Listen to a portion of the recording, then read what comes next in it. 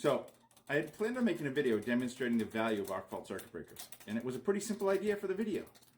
Hook up a receptacle like this, put a load on it, and create a bunch of arcs, and show that when I'm hooked to a standard breaker, it sparks like this, and then when I'm hooked to an arc fault breaker, it saves the day and shuts off. The problem is, it's connected to an arc fault right now, and this is how they act even when hooked to arc fault, because apparently I did not understand arc faults. Let me show you that it is indeed hooked to an arc fault that functions. Here's my arc fault tester. Push the test button. All right, let's get into it. So I've wanted to make this video for about a month and a half, and I haven't been able to get an arc fault to trip through an arc fault. I can trip it with the test button. I can trip it by going neutral to ground, but to create an arc fault that causes the arc fault breaker to trip, I've been at a dead end for the month and a half. So I've done a bunch of Googling, trying to figure out what I was doing wrong, and I talked to somebody at Nika, and I have some information that I got from them, but I don't want to say their name. If they feel like they want to chime in, they'll make their own video, but I'm afraid of saying their name, me misquoting them, and now they're held responsible for my misinterpretation. My channel's too small for me to reach out to manufacturers and them to actually respond to me. So if you guys have a good video or a good source where I can get some more information, send it along. Email it to me. I'd be happy to hear more.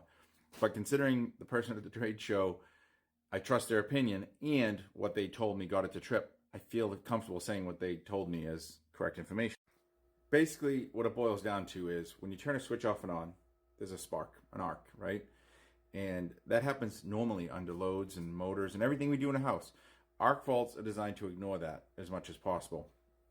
What they're designed to look for is the kind of arc that's a sustained arc, right? It's like you have a gap and there's an arc jumping it. And that sustained arc will generate heat. And that's more of a fire risk than that big flashy arcing I was doing. And today, I made 25 minutes of experimenting trying to get a sustained arc. I melted 2 receptacles in the process and finally got it to trip. I'm going to try to edit in a few of those right now, a few of those sustained arcs I was able to get, and when it tripped. But if you want to see the full 25 minutes unedited, go to my YouTube channel. I'm just going to post it all straight to it. All right, thanks.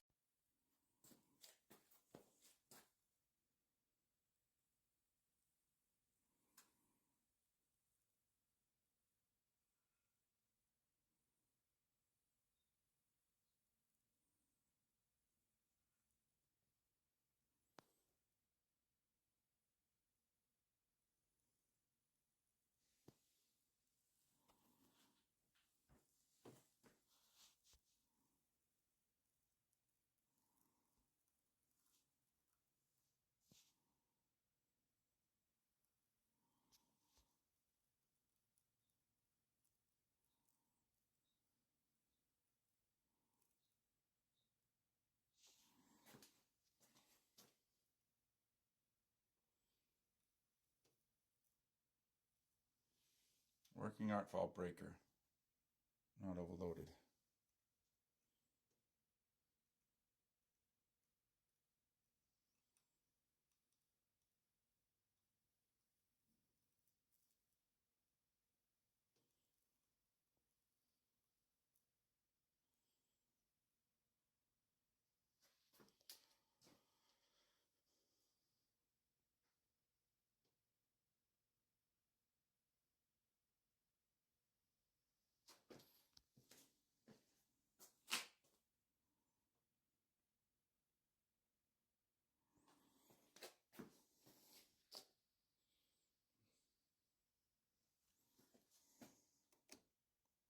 It's soft, all melty and soft.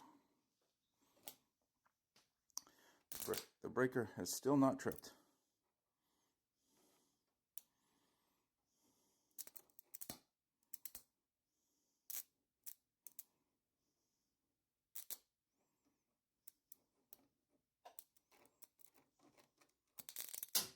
It tripped. Boom. Did I get it on video? Is the fucking question. There you go. That took me 25 minutes today and a month and a half of experimenting with different styles of arcs and different types of arc to finally trip an arc fault circuit breaker.